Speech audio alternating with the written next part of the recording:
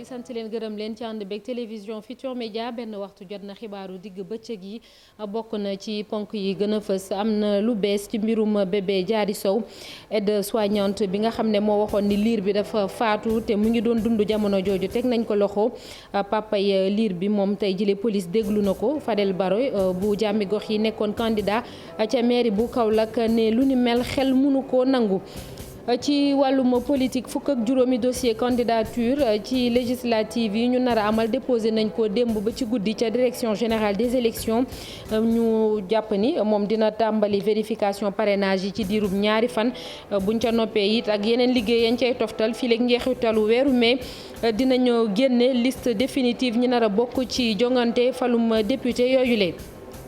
ca Thiès ay téeméeri junni cuuc ak ay ginaar ñoom ñooy faatu li ko waral nag mooy liñ leen di xontee dafa manqué lu bëree amatuñ ci dara ñi nga xam ne ñooy yar ay ginaar ñu ngi woon ca diwaanu Thiès ngir wax seeni jafe-jafe yooyu lee di yëglu ci kilifa yi. tàggat yaram dinañ ci ànd ak Cheikh Tidiane Diaw dina dellu si waat ci fitna gi amoon démb ca match bi doon dox diggante Njàmbur ak Jaraaf am na benn supporter bu Njàmbur bu ñu teg loxo sax ñu gis ni it arbitre bi démb dañ koo gaañ loolee lépp tënk la nes tuuti ñu yaatal ko.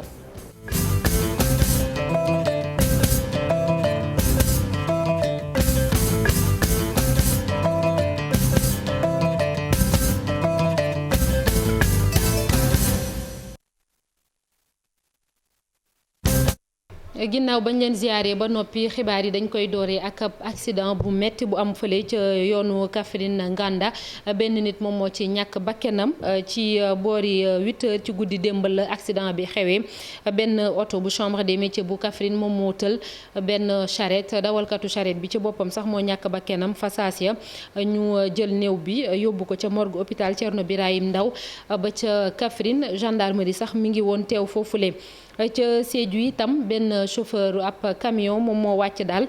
di changer pneu bi crevé woon waaye ba mu koy def pneu bi fees dell ak air dafa kalaate ci kawam noonee la ñàkkee bakkanam moom tam muy tolloon ci fanweeri at kepp ñu ngi ko yóbbu itam ca morgue hôpital bu Sédhiou beneen accident waaye bi la yoon ab bus la bu doon ñëw fii ci Ndakaaru bàyyeekoo ca Diourbel ni ngeen koy gisee ci image yooyu la dafa tàkk daanaka ba jeex tàkk tey jële ci suba ci 8h la amee ci autoroute Ila Touba bi waaye nag kenn ñàkku ci bakkanam amul it kenn ku ci am ay gaañu ci bus boobu le lakk lu toll ci juróom-ñetti fukk ci ay nit ñu ngi woon ci biir bus bi yëf yi xewee niñ leen ko waxee léegi ca booru 8h diggante Diourbel ak Bambey ci autoroute Ila Touba. ñu àddu ci mbirum bébé Diary Sow aide-soignante bi nga xam ne moom moo waxoon ni liir bi dafa faatu te boobu mu nga doon dund foofu ca hôpital El Hadj Ibrahima Niass ba ca Kaolack teg nañ ko loxo tey jile ci suba wayjuru xale bi nag moom daanaka tey jile moom police déglu na ko bu ñuy fàttali ko rek xale boobule kon amoon ay jafe-jafe aide-soignante bi dafa ñëw wax ni xale bi dafa faatu te moom amu ci sañ-sañ ndekete xale bi mu ngi doon dund ginnaaw si bañ ko delloo ci pédiatre bi la mujjee ñàkk bakkenam Fadel Barro moom nag dafa jàpp ni lu ni mel waruñu koo sax nangu xel mënu koo nangu ci réew mu ni mel rawatina ca Kaolack bi mu xewee xale bi nga xam ne kon dafa faatu moom mi nekkoon ab candidat ci mairie bu Kaolack moom Fadel Barro jàpp ni situation hôpital régional bu Kaolack war nañ cee taxaw bu baax a baax ndax li fay xew jéggi na dayo dañ koy déglu moom Fadel Barro bokk ci coalition jàmmi gox yi ci micro Chérif Dia. xol mënu ko nangu ndax waaye li ma ci métti mooy xewoon na barki démb fële ca Louga ñu wax ko jàmbat ko ñett fan après beneen scandale ñëw ndax li xew ci réew mi nag da ngay dugg ci hôpitaux yi boo xoolee ña fay liggéeyee nit ñàkkee ñoom ci seen bopp kaaraange maanaam amuñu benn moyen yu ñu liggéeyee nu ñu tuutee par rapport ak li ñuy jot ci ay nit ñu war a faj maanaam manque de personnel bi mais nu ñuy déborder ak état bi nu mu leen soofantalee ñoom ci seen bopp ñoom ay jafe-jafe ba pare war a demande bi élevé trop ak rapport bi nit ñi am ak patient bi ak kiy faj ak kiy faje nu ñu xeebee doomu aadama yi. finalement li xew yëpp xam nañ ko mais dañuy xaar ba nit dee ñu ne ci di coow ba fàtte ba beneen scandale ñëwaat fekk ñu ci ñuy bàyyi bi dem di wax bële tey ji bébé jaari la ñuy wax fàtte nañu astu soxna. hôpitalu Kaolack dafa nekk hôpital boo xam ne Carrefour la nit ñi dañ naan jugee ba Touba jugee ba ci ay Casamance jugee ba ay côté Mauritanie bi sax wala ci Mali bi ñëw di fa faju see waaye tey jii boo demee ci hôpital bi depuis suñu décentralisation yi amatul dara parfois médecins yi du ñu am sax ay gants yu ñu fajee seringue sax lañ la koy jaay loolu mënatut a continuer loolu nag Allah fokk ñu taxaw Kaolack ay taxaw ci sénégalais yi jàppale leen ci ba hôpitalu Kaolack mën a dellu ci. Fadel Barro moomu la coalition bi mu bokk jàmmi gox yi fas yéene soobu ci élection palum député yi ñu nar a amal fanweeri fan ak benn ci weeru juillet bi ñu dëgmal ñu gis ne lu toll ci fukk ak juróom ci ay dossier déposé nañ ko dem bi ca direction générale des élections moom direction boobule dina door vérification yi maanaam xool signature yi parrainage yi ci diirub ñaari fan buñ ca noppee nag ñu càmbar candidat yi ñoom ci seen bopp loolee lépp bu weesoo dinañ def ab arrêté ministériel buy wane liste nit wala bokk coalition yeeg parti yi fas yéene bokk ci élection législative yooyu le laata ñuy tëj weeru mai bi lay doon ñu dellu siwaat ci étape bu processus boobu yëpp ànd ceeg Fatou Kiné Dem ak Léoune Diagne. guléet ñu seetlu ci direction générale bi ñu dénk wàllu ko wote yi nag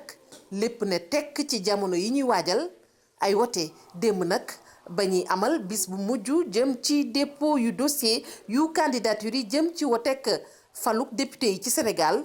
lépp ni woon tekk amul buuxante amul mbiccoog mbaaloo tirage au sort ba ñu def ko ci anam yu jaar yoon. donc sax xam naa moo ñu may sérénité bi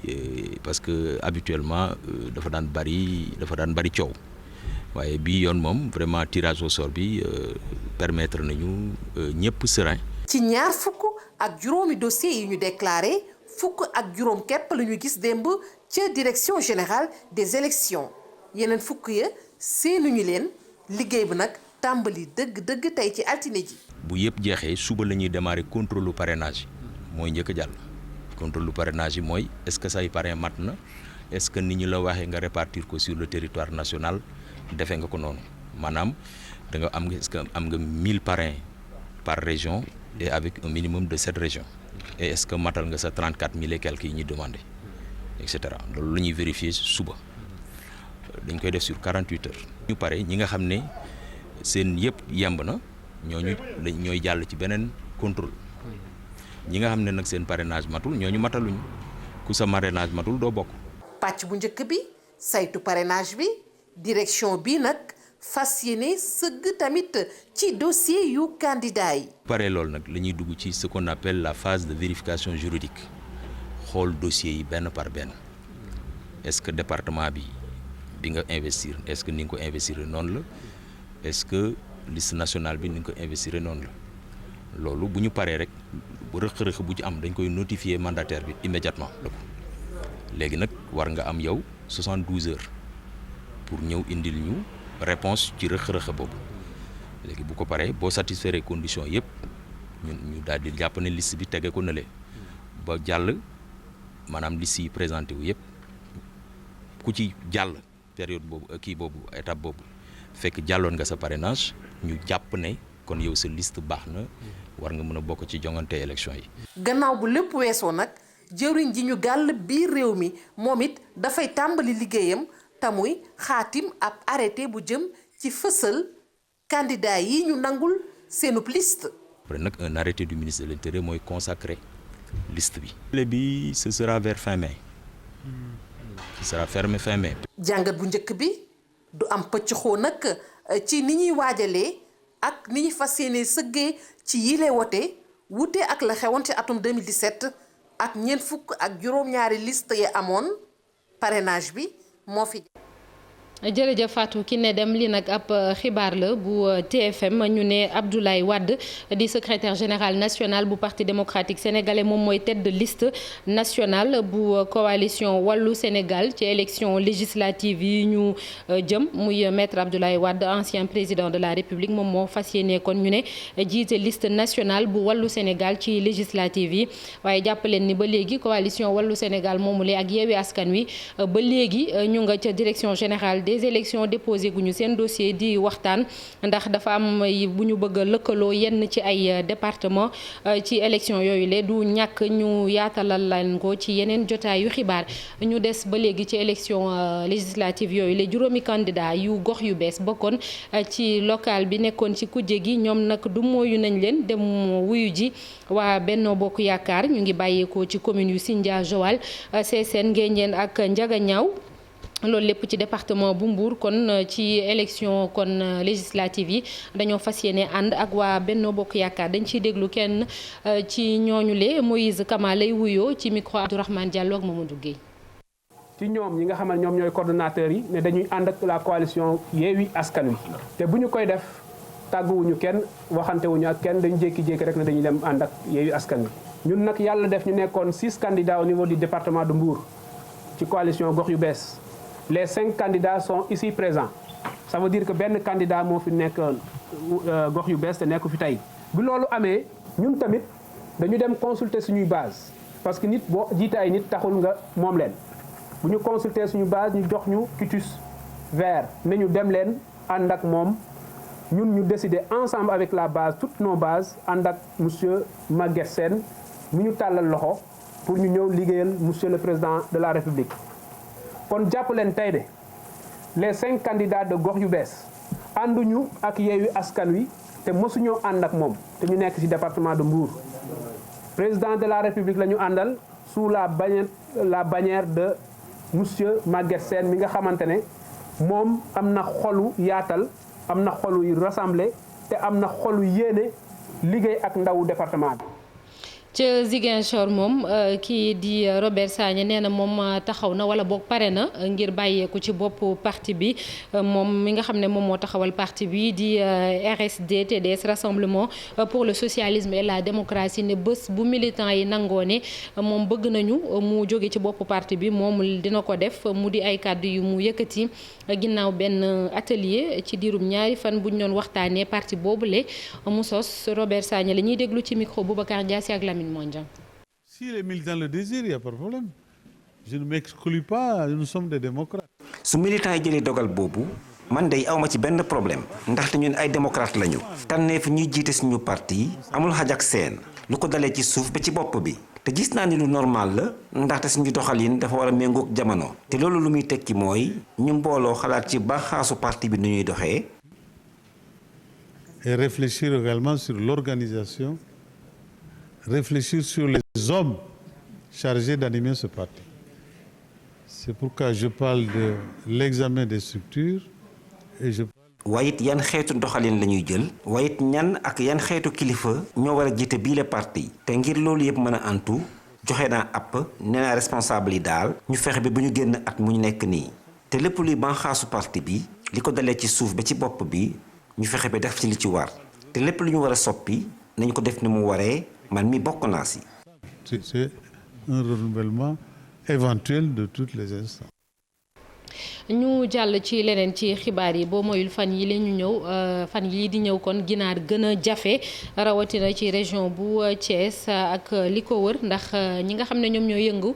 ci yar ginaar yooyu le dañoo ñàkk li ñuy xonte seeni cuuc ak ay ginaar ba lu bëri sax ñàkk nañ ci seen bakken ñoom ñi fare fii ci réew mi amal nañu jàkkaarloog taskatu xabaar yi ngir yëglu ci loolu ñuy dund ci ay jafe-jafe ak li mu mën a jur ëllëg Cheikh Anta Diop say laat ya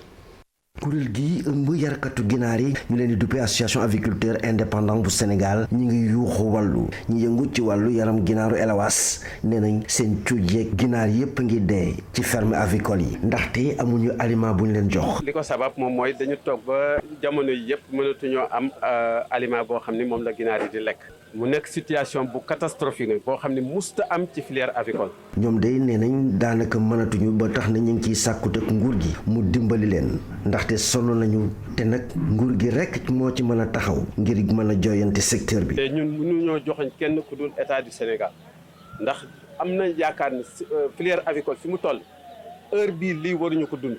bu ñu demee ba suñu ginaar yi amuñu aliment bu ñu lekk ñii di dee ñi doon def pont. am dem ba seen investissement bi ñu def yëpp mu yàqu c'est parce que c'est sérieux situation bi warul nekk donc kon ñun li ñu bëgg waxtu wi nga xam ne ci lay nekk mooy état na def le tout pour que cette situation ñu daal di koy changer le plus rapidement possible. te it nag j'interpelle le président de la République que ñu gestu la filière avicole. suñu xalaat nañ lañu mën a def ba dootul amati mooy Sénégal di bay mboq mu doy. duñu jël lay rek ni guerre bi am entre Ukraine ak Russie moo tax ba mënuñu defar aliment déedéet manque d'aliment bi kañ la commencé ce qui veut dire que ni donc ñoom amuñu woon stock suñu amul stock kon situation bi duñu ko dund. tey jii de filière avicole yi yaram ginaar de daanaka ci ay jafe-jafe yu tar la ñu nekk ba tax na ñoom nee nañu bi crise bi amee ba léegi liñ ci ñàkk ci ay koppar bari na lool. ca Ndar moom ñooy béy ceeb ñoom ñooy yëglu ndax nee nañu daanaka engrais ci boppam la ñu soxla jamono ji njëg gi daanaka dañ ko ful ñaari yoon mu seer loolu ci seen i gët ñoom ñi béy ceeb dañoo bëgg itam ñu defaraat système bi bu baax a baax ngir fexe ba producteurs yi nekk ci lu mel ni Saint-Louis Podor ak Dagana ñu mën a lijjanti seen i jafe-jafe dañoo demoon ci village bi ñu naan Golona ñu daje fa ngir wax ci seen i jafe-jafe reportage Ousseynou Diop. mbay mi ci wàllu contre saison bi mbir yi ma ngay wéy waaye nag baykat yi nga xamante ni ñoo nekk ci région bu Saint-Louis rawatina ci booru Ross Béthio ñoom seeni bopp ay jafe-jafe la ñuy dund ñuy engrais bi dafa yokk te gisuñu ko. ndax am nañ jafe-jafe ndax jafe-jafe mënut a weesu bi ñuy joxee fournisseurs yi di leen indi ci engrais bi kenn ku nekk ci mise en place yi joxoon nañ la date boo xam ne boo ko respecté bu ñëpp toogee di baykat yi kenn du am jafe-jafe engrais dañuy fekk engrais bi ci sur place. 9000 dem ci 10 000 ba tey mi ngi si 18 750 maanaam prix ba tey dem na ñaari yoon. ci seen kàddu campagne contre saison bi mu ngay wéy waaye producteurs yi ngir ñu gis engrais lu leen jafe la. ba fii may waxee yow am na ñuy wax ni mënaguñoo am engrais lu tax mënuñoo am engrais te nee nañ engrais bi ñëw na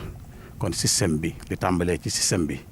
tàmbalee ci ca kaw ba ci suuf ñu ngi ñaan président de la république moom rek laay wax mooy tous les sénégalais moo ñu jiite di suñ kilifa.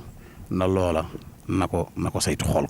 yokk bi nag ñi ci gën a loru mooy baykat yi tax ñuy tàllal loxo nguur gi ngir lu jëm ci wàllu jafe-jafe bu nu mel ñu mun ko saafara kenn mu gën a gaaw. ku yokkee doublé waat prix bi yokk engrais yi produits phyto yi yokku je pense que loolu moom waxuma la duñu ci génn mooy mais bàyyi mbayum ceeb la ñuy def dem seeti leneen xam ne nit lu muy nekk te du ci mën a am dara daf ciy daal di sonn moo tax foofu loolu la ñu fa dajale pour ñu ñaan président de la république xamal que ni que lépp lu mu defoon. ci mbayum ceeb bi ba kay ndamoo tey la ko baykat di gën a soxla naka yokkaat. ñoom baykat yi nee nañu secteur yëpp ma ngay waaxu waaye ñoom seen secteur bi di mbay mi day temp tax nag kilifa diine yi sax ñu ngi leen di taalal loxo ngir ñu mën a waxtaan ak nguur gi.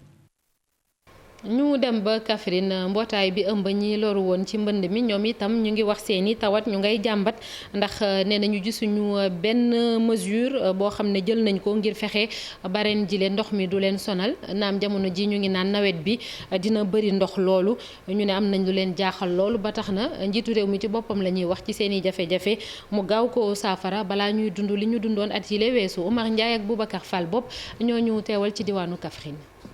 nawet bi di ñëw nekk nawet bu baax nawet boo xam ne bëri ndox donc ñu def attention ci mbënd yeeg yu mel noonu. Ce sont ces prévisions de l'ANACIM qui sonnent comme une alerte chez les populations de Diamaguène Centre et de Kaffrine 2, confrontées au problème des inondations chaque hivernage, d'autant plus que, selon elles, le problème reste entier. Appeler aux autorités locales et aux autorités du gouvernement. nawet bi di ñëw nekk nawet bu baax nawet boo xam ne bëri ndox donc ñu def attention ci mbënd yeeg yu mel noonu. xibaar boobu bàyyee ko ci waa météo moo tiitloo nag askanu Diamaguène Centre ak Kaffrine 2 muy dund mbënd mi at mu ne ndaxte nee nañu ba léegi amaguñ benn saafara ci seen i jafe-jafe. Malheureusement chaque année dañu koy baamtu di leen koy fàttali mais dafa mel ni nguur gi nga xamante ni ñoom ñoo nekk suñu kanam dañoo tëx ñu ngi fii ci chantier Diamaguène Centre il n'y a aucun travailleur amul benn liggéeykat bu fi nekk di liggéey matériel bi fi nekk bi dañ koo muur te nawet bi ñëw na ba pare am na ay dëkk yoo xamante ni nawet bi tàmbali na fa ba pare te ba léegi fii Kaffrine nawet bi ñu ngi koy gàttandu parce que mois de mai moom ku ko wax rek xam ne nawet bi jub si na di leen di soññ pour ñu ñëw defal ñu li nga xamante ni moom mooy liggéey bi war parce que yaakaar naa ne rek président de la république son excellence Macky Sall dafa yëgul ne les travaux sont à l'arrêt. waa Diamaguène Centre nag nee nañu li leen jaaxal mooy ci noor ba léegi ñu ngi fa jóoroon ay bagages waaye ba léegi gisaguñ leen luñ fa door. bassin baa ngi nii suma wet ngeen koy gis machine yi moom lañ ñu fi tegal moom moo war a évacuer ndox bi machine ñu ngi ko fi installé depuis mois de décembre chantier bi arrêté nag kenn nekkatu fi ci chantier bi ñëpp dem nañ ñibbi moo tax nag ñu ne nañu teelu yuuxu parce que suñu lay def nañ ay 20 et quelques milliards ci Kaffrine te vraiment ñun gisuñ ko ñun waa Kaffrine loolu moom ñu ngi laaj ñu ngi wax président Macky Sall mu saytu loolu. dañ doon wax ne du solution taf yëngal defarul problème bi lii ñu bëgg dëgg saafara bi ñu yaakaar ne moom mooy saafara bi gën mooy Kaffrine du ay ndoxu taw moom moo ko sonal mais ay ndoxu waame yiy jógee ci. ñoom waa Diamaguène Centre nag ak Kaffrine 2 nee nañu sonn nañ lool ndax at mu ne ñoo ko mbënd mi ni ñu laaj mooy ndax njiitu réew mi yëkk na jamono ji la ñu nekkee. directeur exploitation ak contrôle bu ONAS moom nag mu ngay dalal xel yi nee na société bi mi ngi def kéem kàttanam ngir teg pression entreprise bi ñu dénk liggéey bi ngir mu baral loxoom laata nawet bi di egsi ca diwaanu Touba Mbacké lu toll ci fukk ak juróom-ñeent ci ay ndongo daara yi nga xam ne dañ leen a neexal dañoo am ndam ci ay concours yu ñu amaloon fii ci réew mi wala biti réew ci jàng alxuraanul karim wala sax di ko bind ñoom nag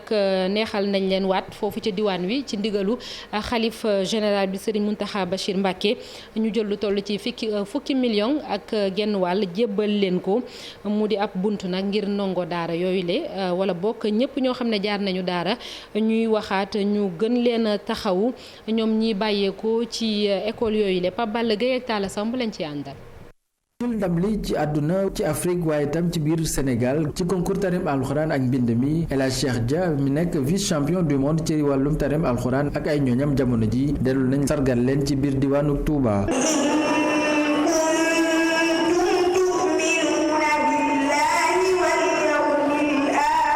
ñu leen di neexal ci ndigalu xalif général des Mourides Serigne Adi Diakhaté mi nekk secrétaire général Ligue des écoles coraniques bu Sénégal section Touba muy xamle ne loolee lu ñu mérito la. ndamal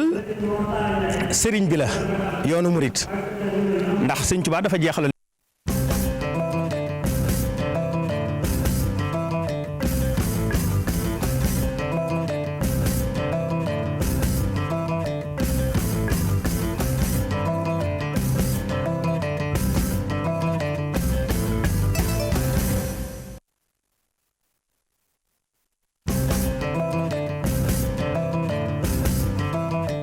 di jéggalu bu baax a baax ci jafe-jafe yooyu ñu am ci élément boobu du ñàkk di ngeen ko teewlu ci yeneen jotaay xibaar dañuy egsi ci tàggat yaram ñu dalal Cheikh Tidiane Diaw Cheikh maa ngi lay nuyu.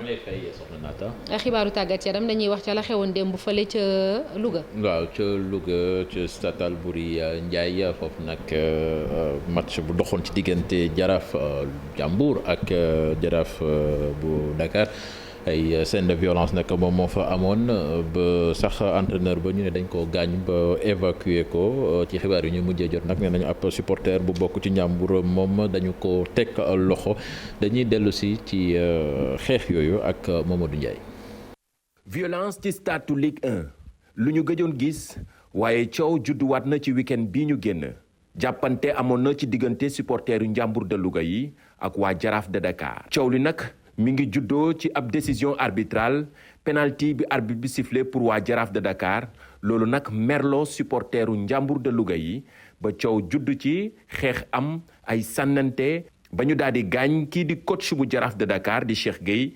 ñu daal di koy évacuer yóbbu ko ca l'hôpital waaye waa Njàmbur de Louga jàpp nañ ne Cheikh Gueye mi entraîneur Jaraaf de Dakar dafa daal di rek théâtre maanaam day comédie waaye liñ ci mën a jàpp rek jouru Jaraaf yi ñoom li leen génne ci stade yi di fourgon bu police ci lañ daal di dugg ñu évacuer leen génne leen arbitre match ba moom jot nañu ko xaañ ci bopp bi mu nar a nekk beneen dossier bu doy waar boo xamante ne moo tegu ci kaw taabalu ligue professionnelle bi ngir rek mu indi ci ay saafara ngir violence ñu bañ ko gisati ci stade yi. voilà muy lu doy waar match ba nag Jaraaf moom moo mujjoon a gagné benn bal ci dara dinañ ci dellu si ci kanam ak résultat yi Casa Sport leader bi moom dañu ko freiné AS Douane moom moo ko daan ñaari bal ci benn muy gulet Casa Sport di njëkk dugal ci match championnat bi mu commencé ba léegi ñu remonté ko ba dóor ko soo demee ci côté Douane ñoom am nañu satisfaction ndaxte leaderu championnat bi lañu daan ñaari bal ci benn dañuy teewlu ñaari coach yi ki taataan seeni kàddu di Ahmadou Ba. C'était pas évident. Pourquoi? Parce que xamoon nañ ne Casa moo jël paie moom moo rawee c'est poursuivant en direct 6 points donc xamoon nañ ne dafay ñëw ak objectif pour gagner match bi donc lu ñuy wax xale yi mooy ñu patient bañ a yàkkamti jouer notre jeu am nañ façon bu ñu footballé ñu dérouler. mais quand même tout en étant patient déglu leen parce que dinañ ñëw donc je pense que ci loolu dugalee benn but dugal ñaari but mais auparavant en premier mi-temps gis naa ne gos yi def nañ premier mi-temps bu baax a baax mais leen dara xewul encaissé nañ but boo xamante ne peut-être bokk ci match bi laay wax parce que nous étions dans notre match donc li ça arrive. du choix adversaire moo ma ko imposé man du may taxaw di xaar moi je joue toujours donc adversaire moom mu imposé ma bañ a jënd et réussir na ko voilà. loolu noonu bu ñu ko jëlee joueurs yi réagir uñ defuñu dara bu doon dañu fekk foofu gars yi xeex ak ñoom nga ne dañu réagir mais bu mu koy jël kenn topp ko jël na ko mu sànni ba 2 fois ce qui n'est pas du tout normal mais on a vu que l'arbitre a laissé passer. boo def bul am dara rek nga boo ko langaamu ci dara adversaire bi daal moo ñu poussé ñu déjouer mu gagné donc man foofu laa ko teg bu ma demee xoolaat film bi dinaa xam kan moo doxul mais je suppose que li ma gis ni adversaire daal moo ñu yóbbu situation boobu noonu c'est pourquoi je félicite l'entraîneur et je l'encourage à continuer à travailler. voilà résultat au 21e journée yi nag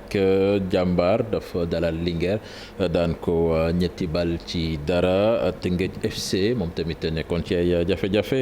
recevoir Mbour Petite Côte daan ko ñetti bal ci benn AS Douane daan Casa Sport ñaari bal ci benn US Gorée Génération Foot match nul 0 but partout Seneps moom dafa AS Pikine daf ko moom moo daan AS Pikine benn bal ci dara Jaraaf daan Ndiambour benn bal ci dara Guédiawaye Football Club ak Dakar Sacré-Cœur def match nul un but partout ci classement bi nag Casa Sport wéy di nekk leaderu championnat bi ak 39 points Jaraaf ñëw ci deuxième place bi ak 36 points ñetti poñ donc dox seen diggante Génération Foot nekk ci ñetteelu place bi ak 34 points soo demee ba tableau Dakar Sacré-Cœur moom moo fa nekk am 21 points Mbour Petite Côte nekk lanterne rouge maanaam jël daare ci championnat bi ak 17 points.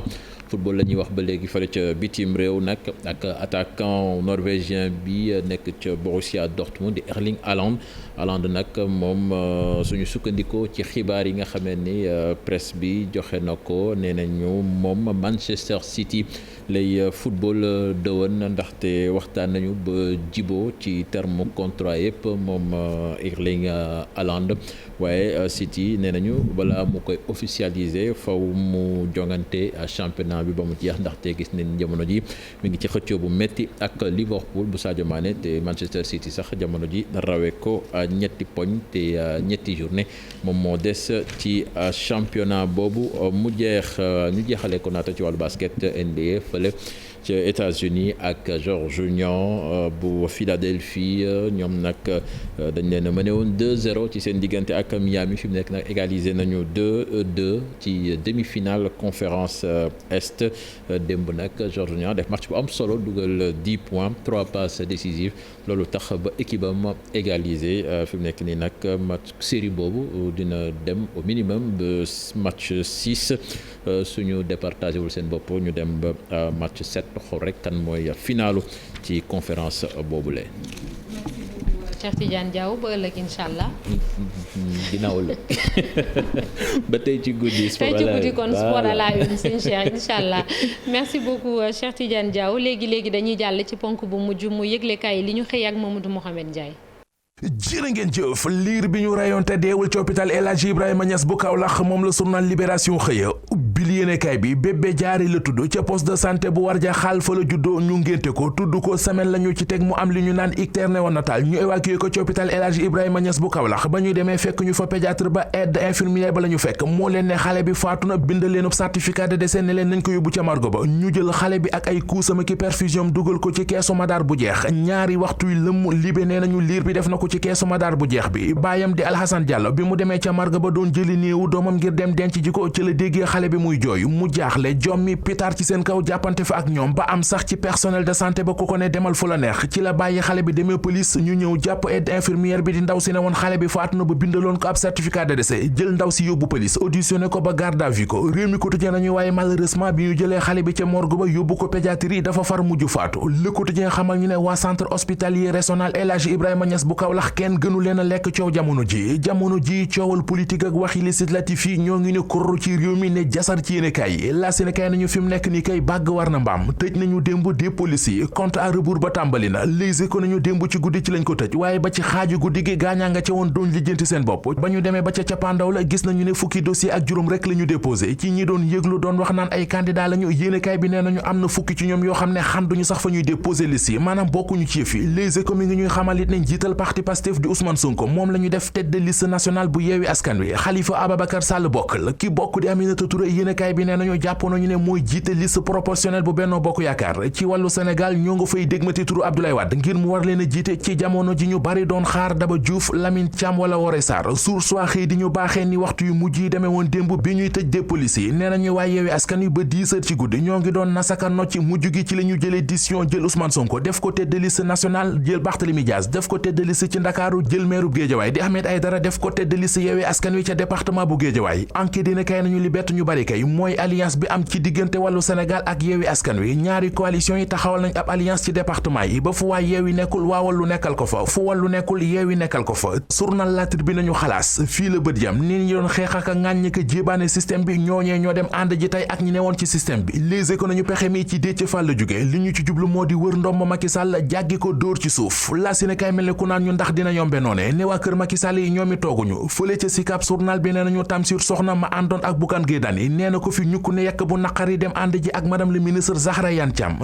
Thiam waxtaan ak Tamsir Soxna ba Tamsir Soxna fekk si ko ci Benno Bokk Yaakaar ngir ñu ànd ci élection législative yi journal lay fa nañu booba département bu Mbour a ngay toj coalition gox yu bees juróom-benn leader ca newoon juróomi leader dem nañu langi ji ci languk Benno Bokk Yaakaar yéenekaay bi nañu maire bu Malicounda di Maguette Sène moo leen dóor science wax ak ñoom waxtaan ak ñoom ba ñu ñëw ànd ak moom ci Benno Bokk Yaakaar am naa yaakaar ne Macky Sall du def njuumte li Alpha Condé def kàddu yi Alioune Tine la ci xët mu njëkk Vox Populi moom jiital Afrikajom Center mu xëy di waxtaan ak waa journal bi ba di leen wax ne bëgg nguur ba far ñaaw ci xare bi Macky Sall waru koo xalaat na génn ci génnin wu rafet ndax xale la te ku ñu naw la ci Afrique ku ñu naw lay ti ci àdduna bi.